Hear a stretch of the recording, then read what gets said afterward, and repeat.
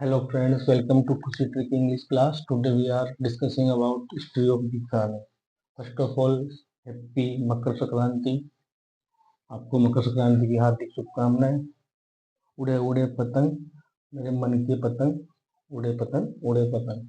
Let's see REET में गीत जो एक सीरीज हमने चलाई है उसकी यह चौथी पांचवी क्लास है। I hope you will like it and you will share it.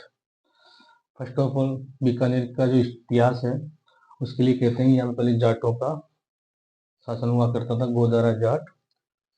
तो उस गोदारा जाटों को मतलब उनसे संधि करके राव बीका ने 1465 से 1465 से लेकर 1504 तक शासन किया। सबसे पहले 12 अप्रैल 1488 को यहाँ पर इन्होंने बीकानेर की स्थापना की। आखिर 30 के दिन 12 अप्रैल 1488 राव नरा इसका पुत्र था। 1504 से 1505 कहते हैं कि राव बीका और राव नरा के नाम से इसका नाम बीकानेर पड़ा। लेकिन एक नरा जाट भी था जो कोडम देसर, जहाँ पे ये सबसे पहले बीका जी गए थे और कोडम देसर को ही सबसे पहले राजधानी बनाया था। तो उनसे संधि की कि भाई तुम्हें जो है कुछ महत्वपूर्ण स्थान दिया जाएगा।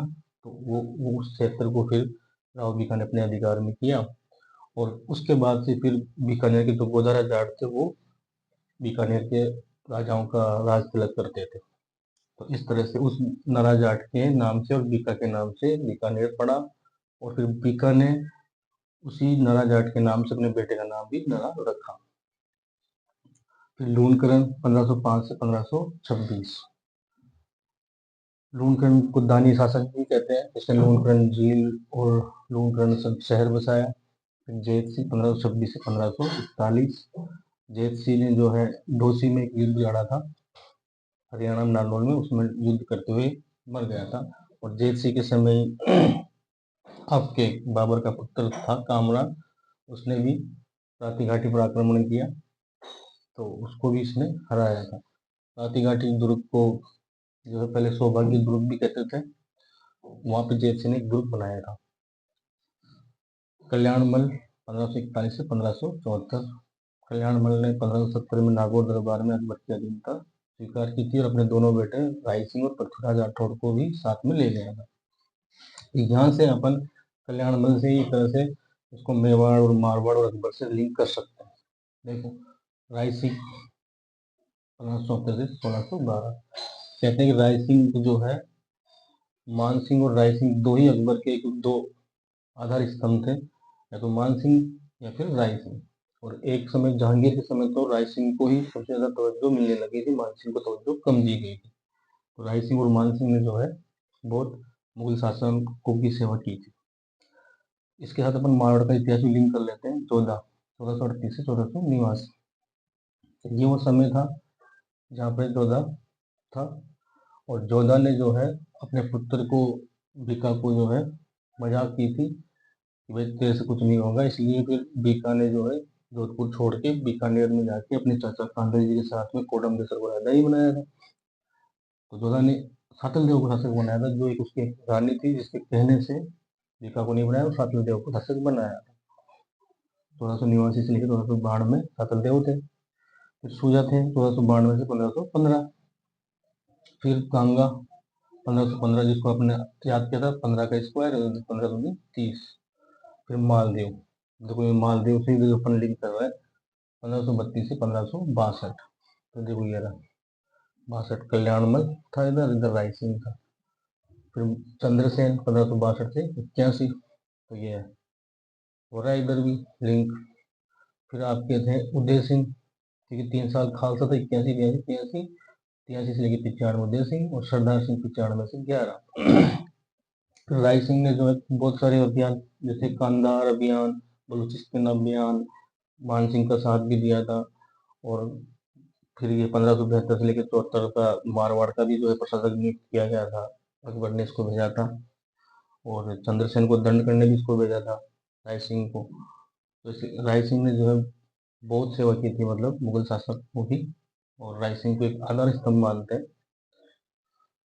पृथ्वीराज राठौड़ जो एक कवि थे, वो भी मुगल दरबार में ही थे, जिन्होंने पृथ्वीराज वेली कृष्ण रुक्मणी लिखी थी। दुर्साढ़ा ने उसको 5वां वेद 19वां पुराण कहा था। और महाराणा प्रताप को भी एक कविता लिख के उन्होंने प्रेरित किया था। जब वो महाराणा प्रताप हार मानने लग गए थे, उन्होंने पत्र लिखा था, पता नहीं काल्पनिक है क्या, और ऐसी कविता लिखी थी, ऐसी पंक्तियां लिखी थी जिससे महाराणा प्रताप ने अपनी आत्मसमर्पण का विचार त्याग कर वापस से खड़े होकर अकबर को 1582 के युद्ध में, दिवर के युद्ध में हराया था। ऐसे ऐसे राय सिंह के छोटे भाई पृथ्वीराज राठौर। फिर दलपत सिंह 1612 से लेकर 1613, इसको ऐसे याद रखो, दलपत, उनका दल बट गया, एक साल ही शासन किया।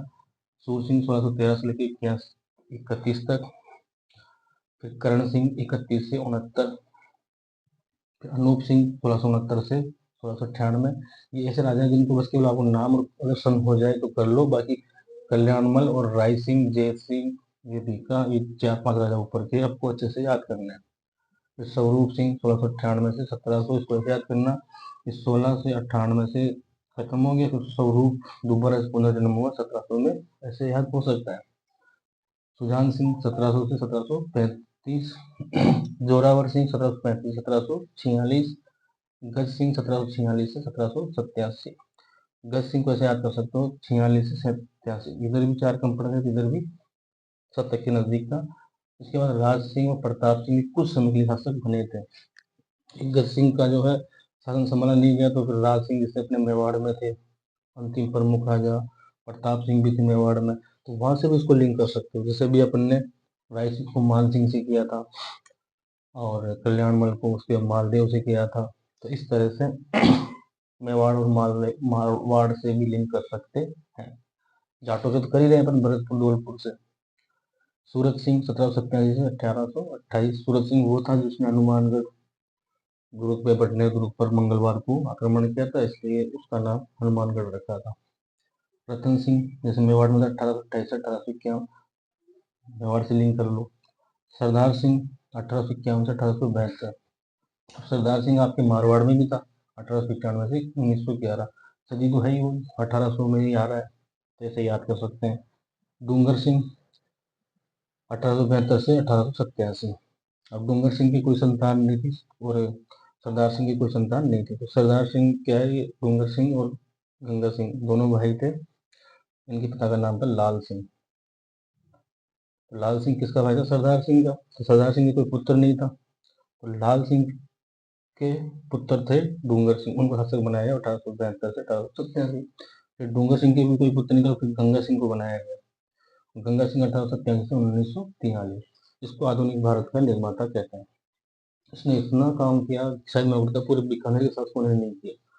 1901 में चीन में बॉक्सर युद्ध में गंगा रिसाला एक सेना बनाई थी इसने ऊँटों की, वो लेके गया 1901 में। फिर 1903 में अफ्रीका में भी एक युद्ध में भाग लेने के लिए गया गंगा रिसाला को लेके, और तीनों गोलमेज सम्मेलन 1901, 1902, 1903 तीनों में भाग लिया।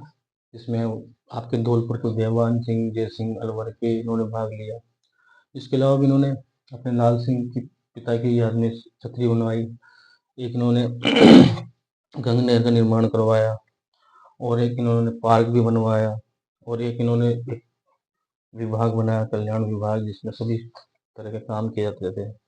और इन्होंने कई बार इनके टाइम में 1905 में 1906 में डिपो करना हटाया, और 1937 में फिर ये, हाँ, एक राजा थे इंग्लैंड के, वहाँ पे भी इन्होंने राज्यारोहण में भाग लिया। अष्टम को से, हाँ, जॉर्ज अष्टम, उनमें राज्याभिषेक में उन्होंने भाग लिया। और इनके टाइम में दिल्ली दरबार लगा 1911 में, महारानी विक्टोरिया आई तब भी ये गए वहाँ पे। और भी ऐसे इन्होंने बहुत सारे काम किए, जैसे कि फर्स्ट वर्ल्ड वॉर में भी इन्होंने भाग लिया 1914 से लेकर 1918। 1914 से लेकर 1918। फिर वर्साई की संधि हुई थी फर्स्ट वर्ल्ड वॉर के बाद, उसमें भी इन्होंने भाग लिया। फिर द्वितीय विश्व युद्ध में 1939 में भी इन्होंने भाग लिया।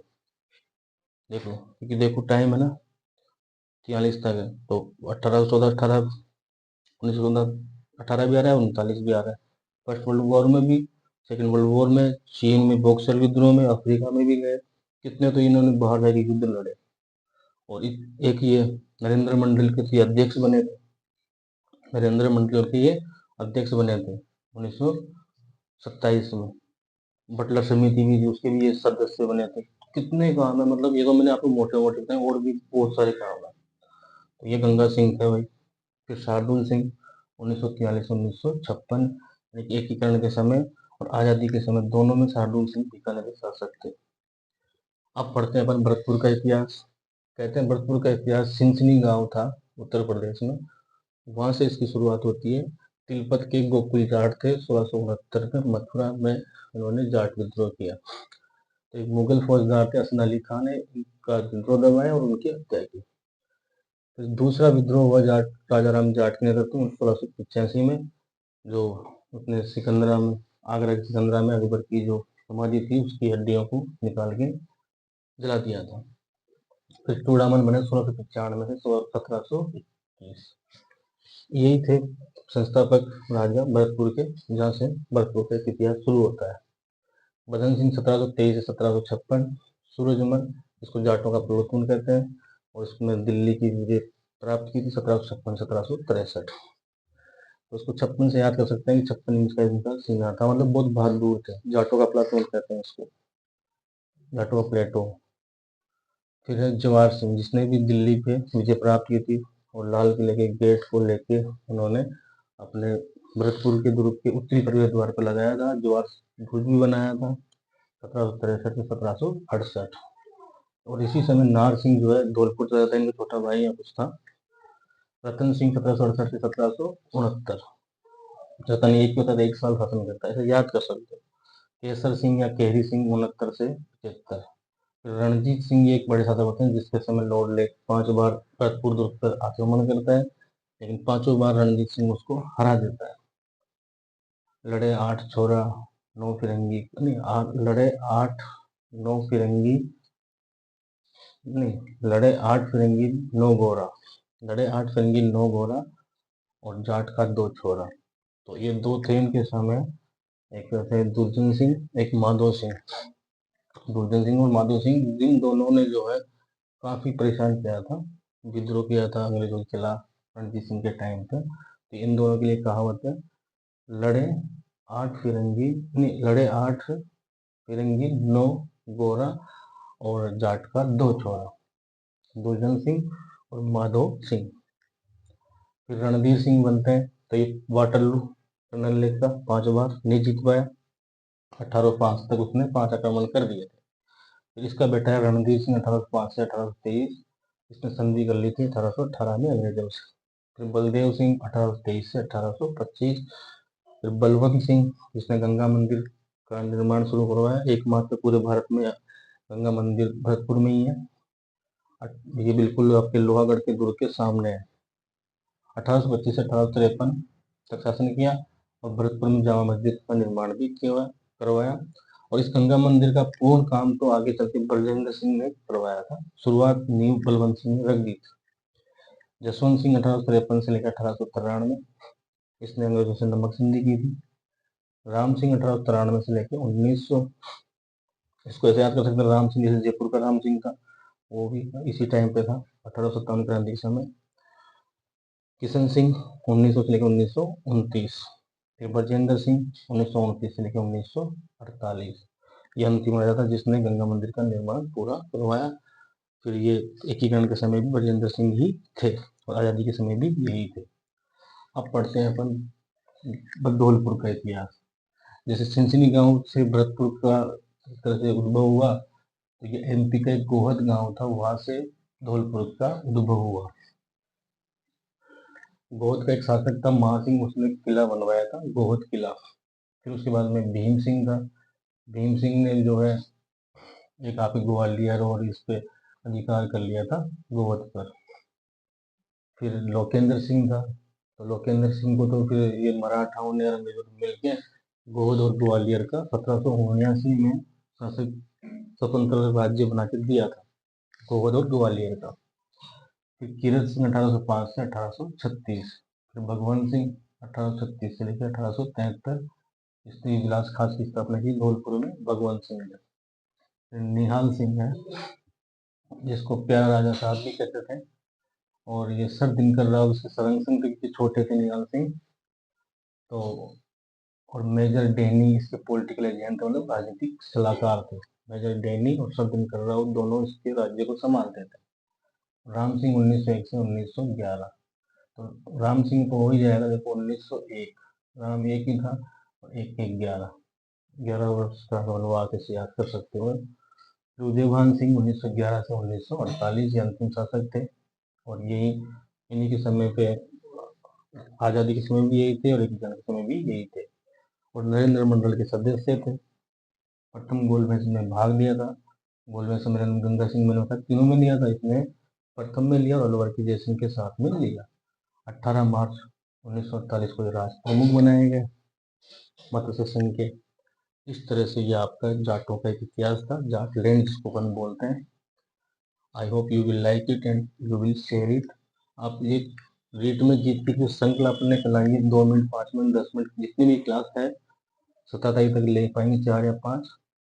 एक बड़ी करंट क्लास की करंट भी लेंगे जिससे आपको एग्जाम में करंट दौड़ेगा, और इसको जितना हो सके उतना आप शेयर करें ताकि रीट के जितने विद्यार्थी आपके मिलने वाले दोस्त वो सब इसका फ़ायदा उठा सकें और हम भी मोटिवेट हो सकें। जैसे आप क्लास से मोटिवेट होते हो, हम आपके लाइक शेयर और सब्सक्राइब से मोटिवेट होते हैं और मोटिवेट होकर एक अच्छी क्लास लाने की कोशिश करते हैं। तो आज आपसे मकर संक्रांति के अवसर पे मेरी एक रिक्वेस्ट है, ज़्यादा से ज़्यादा लाइक करें, शेयर करें और सब्सक्राइब जरूर करें।